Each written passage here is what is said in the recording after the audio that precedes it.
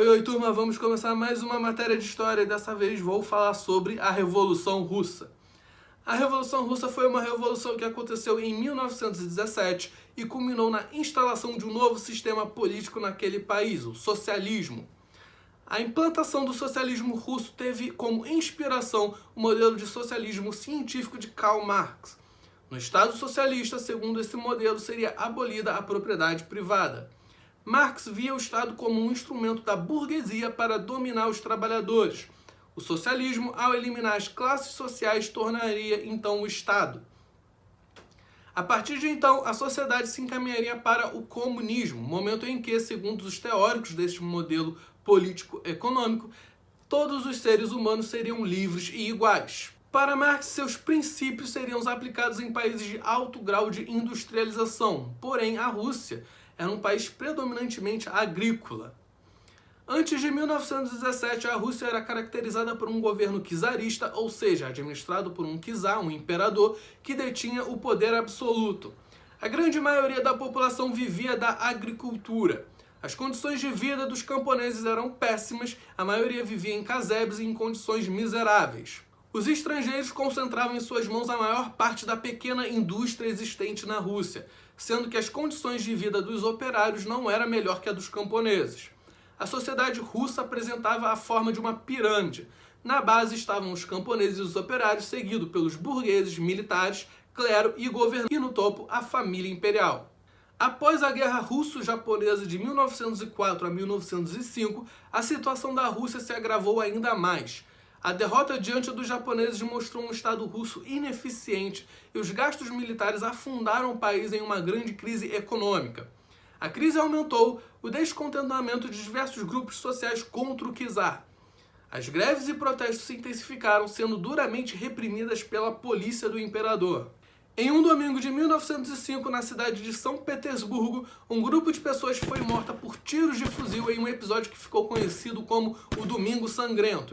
Para diminuir as tensões sociais, o czar criou a Duma, uma espécie de assembleia legislativa. Entre 1905 e 1912, foram eleitas 4 Dumas, mas, pressionadas pelo czar, pouco puderam fazer pela população. O autoritarismo do czar, a forte repressão e a crise econômica instaladas na Rússia contribuíram para a aceitação das ideias socialistas. A Revolução Russa então assumiu uma fase burguesa e uma fase socialista. O processo revolucionário russo foi estimulado a partir da entrada da Rússia na Primeira Guerra Mundial. Isso porque o país não tinha condições de participar de uma guerra e sofreu muitas perdas. Em 1915, o czar Nicolau II assumiu pessoalmente o comando do exército, deixando a administração do país nas mãos da imperatriz Alexandra e de Rasputin, um monge astuto no qual a imperatriz confiava cegamente e os russos diziam que ele era praticante de magia negra. Devido ao agravamento da situação social e econômica, uma série de greves e protestos ocorreu em todo o país exigindo o fim do czarismo. Com o tempo, a polícia e o exército acabaram aderindo ao movimento, minando assim o poder do czar. Na sequência, 2 governos foram criados, o primeiro por deputados que faziam parte da Duma, o segundo chamado de Soviet, formado por soldados, operários e camponeses. O czar não suportou a pressão e, diante de protestos que ocorriam em várias partes do país, ele abdicou o trono. Um governo provisório foi criado dirigido pelo príncipe Lvov. Este governo ficou nas mãos, então, da burguesia russa. A participação da Rússia na guerra mostrou-se um verdadeiro fracasso, fazendo com que um novo governo também sofresse vários protestos. A pressão levou o governo provisório de Lvov a ser substituído por Kerensky. Diante dessa crise e da instabilidade política na Rússia, 3 grupos passaram a disputar o poder: o Partido Democrático Constitucional, os mencheviques e os bolcheviques. O Partido Democrático Constitucional representava a burguesia e a nobreza liberal. Eles defendiam a permanência da Rússia na guerra e o adiamento das reformas sociais e econômicas para compensar os gastos militares. Já os mencheviques eram contrários à guerra, mas não admitiam a derrota da Rússia.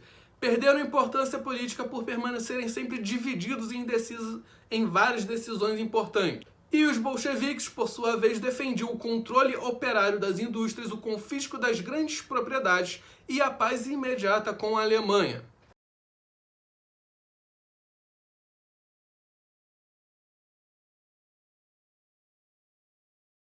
Em 1917, Lenin assumiu a liderança na revolução e defendia a tomada do poder pelos operários e camponeses.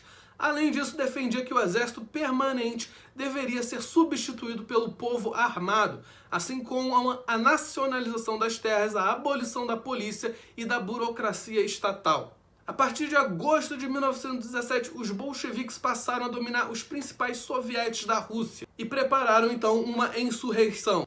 Em outubro desse ano, Kerensky foi obrigado a renunciar. O poder foi confiado a Lenin através do Conselho de Comissários do Povo.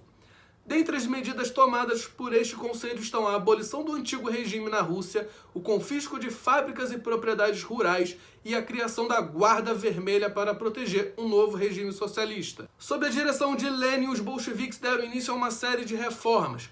Para recuperar a economia russa, Lenin criou a nova política econômica, a NEP, em 1921. Vários países que tinham se separado da Rússia durante a Revolução voltaram a se reintegrar e formaram, em 1922, a União das Repúblicas Socialistas Soviéticas, a URSS. A partir de então, a Rússia passou a se chamar União Soviética. Em 1924, com a morte de Lenin, Stalin e Trotsky, dois líderes em ascensão, passaram a disputar o poder. Ambos tinham diferentes visões acerca do processo revolucionário. Stalin defendia a ideia de que a União Soviética só deveria exportar o socialismo após fortalecê-lo dentro da Rússia.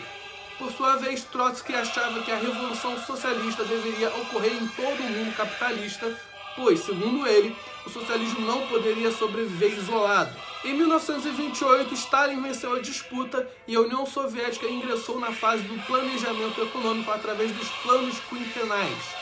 Estes planos se sucediam de 5 em 5 anos e transformaram a União Soviética em uma potência industrial. Stalin governou de 1928 a 1953 de forma ditatorial, utilizando a violência para forçar a coletivização da terra.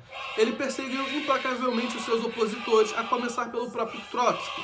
Ele foi banido da União Soviética, teve que fugir para a América Latina, passou pela Argentina, onde teve um caso com uma pintora muito famosa chamada Frida Kahlo, até que ele foi assassinado em 1940 a mando de Stalin. Aqueles que eram considerados os inimigos da Revolução acabavam isolados nos chamados gulags, os campos de trabalho forçado que existiam nas regiões mais geladas do território soviético. A Revolução Russa pode ser considerada um marco tão importante na história da humanidade quanto a Revolução Francesa. Seguindo o exemplo dos bolcheviques, outros países adotaram o socialismo, como ocorreu em Cuba, na China e na Coreia do Norte. A União Soviética, após a Segunda Guerra Mundial, passou a exercer influência decisiva no cenário político mundial. Esta influência foi disputada com os Estados Unidos na chamada Guerra Fria, que durou até 1991. Nesse ano acabou o socialismo na União Soviética também. Então, turma, para resumir o que foi a Revolução Russa. A gente tinha uma sociedade russa que vivia sobre um absolutismo monárquico, com a figura do czar Nicolau II, tendo todo o poder político daquela região. A maioria das pessoas eram pobres e miseráveis, era um país predominantemente agrícola, ou seja, 90% da população era composta por camponeses.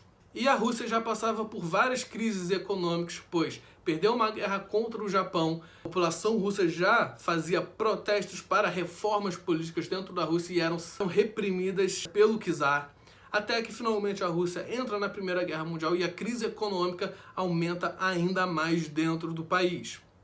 A crise se torna tão insustentável que a população russa começou a exigir várias reformas políticas. O próprio exército russo ficou contra o czar e nesse momento ele teve que abdicar do trono. Então a Duma, a Assembleia Legislativa, começou a assumir o poder político dentro da Rússia. Só que as decisões da Duma e da Assembleia Legislativa descontentavam a maior parte da população russa. Então Lenin, liderando os bolcheviques, assumiram o poder e iniciaram a Revolução Russa. E uma das primeiras medidas de Lenin foi justamente assassinar e executar toda a família imperial russa para justamente não ter mais nenhum resquício do antigo regime naquela região e nenhuma pretensão para que o czarismo voltasse ao poder. Além disso, Lenin começou uma reforma econômica para justamente tomar as indústrias e o Estado começou a controlar todas as indústrias dentro da região. Só que com a morte de Lenin em 1923, então Stalin assume o poder e começa a se tornar cada vez mais tirânico e ditador. Vale importante lembrar, turma, que o que existiu na Rússia naquele momento do governo ditatorial de Stalin não foi o comunismo propriamente dito como a gente entende, mas sim uma versão deturpada do socialismo em que o governo aproveitou de medidas sociais para permanecer no poder. Então é isso, turma. Terminamos a aula de hoje. Tchau, tchau e lavem as mãos.